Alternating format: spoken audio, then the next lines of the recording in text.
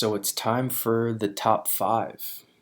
And the top five is going to piss off a lot of people. And I'm ready for it. If you get triggered by this top five list, just know that I don't care. Um, this list is not meant for anybody. It's not meant for you to approve of. It's here to let you know where my thoughts are at. And if you need to critique it, feel free to. But just know that you're talking to yourself if you feel emotional or personal about this. You know, you could make your own list. You can make your own top five. And I had to give you this warning because at the end of the day, that's really just what it comes down to. So, without further ado, let's move into the top five. Coming in at number five, I have Terrence Crawford. Now, for a lot of people who don't know, Terrence Crawford used to be number one on my pound for pound list. If you would have asked me this question 2 years ago, without a doubt, Terrence Crawford is the best fighter in the sport, pound for pound. But in recent years, I can't really give him that sort of mantle. And the reason why I can't give him that mantle is because he hasn't fought the level of opposition lately that allows me to feel comfortable keeping him as the number one fighter in the sport. And he's seen himself slip because of it. And I think the best way for him to kind of get around that is take a fight against Sean Porter. Take a fight against Danny Garcia.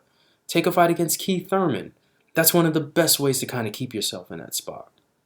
Fighting the guys that you're fighting now, you know, they're not going to make you the best fighter in the sport. And you've seen Terrence Crawford, as good as he's been, he just hasn't looked lately to me based off of the level of competition that I can say that he is undoubtedly the best pound for pound fighter. Coming in at number four, we have Teofimo Lopez. And Teofimo Lopez's dominant win against Vasyl Lomachenko, unifying the division and making himself the man to beat is something that needs to be acknowledged. Granted, Teofimo right now seems to be flexing his muscle in the division, and that might be something that comes back to haunt him and move him down my list if he doesn't really fight the level of opposition that he should be fighting. There are a ton of guys out there that he can still fight.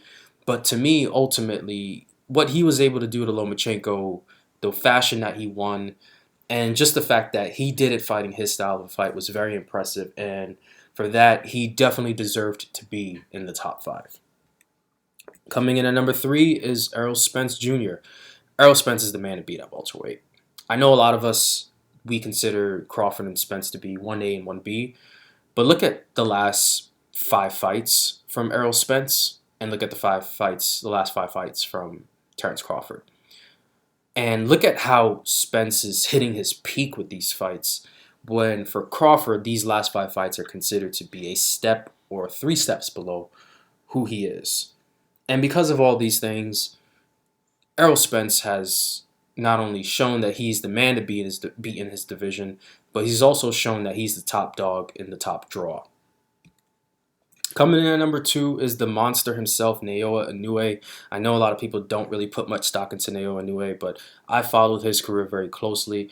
I think he's one of the best fighters in the sport. I think he has the ability to be the best fighter in boxing, especially as things go on. And the only thing that's really standing in his way is the number one guy. And until Naoya Inoue becomes, at least on the cusp of an undisputed championship, I think he'll stay in this spot because the number one fighter in the sport is Canelo Alvarez. And I know that that's something that just doesn't sit well with a lot of people, but he is.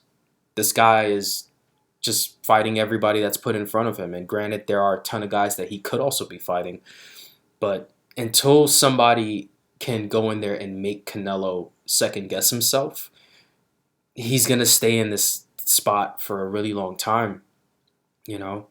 I know a lot of people who don't really like the idea of him fighting Callum Smith, and I know a ton of people who felt like that was a really good fight, and I told people that Canelo Alvarez would absolutely just destroy Callum Smith, and he did. And for a guy who's coming off of a series of fights that he's been coming off of, he's going to be fighting Anvil Yildirim, and depending on what happens in the top five, could Canelo move down? Absolutely. Yildirim could drop Canelo out of my number one spot. And if it happens in a situation where somebody else steps in, they will, but till then, he's the number one guy.